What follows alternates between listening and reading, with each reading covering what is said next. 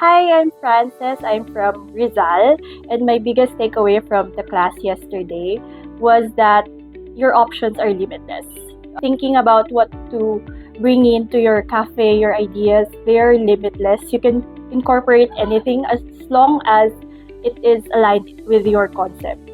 Do not stop innovating and make sure that the brand that you're creating is going through the goals of your mission and vision.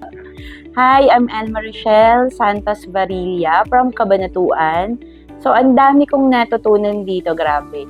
Hindi lang pala basta-basta magbi-business ka. So, walang magtuturo sa'yo. Dito lang talaga ituturo nila lahat sa'yo. Open sila sa lahat ng knowledge.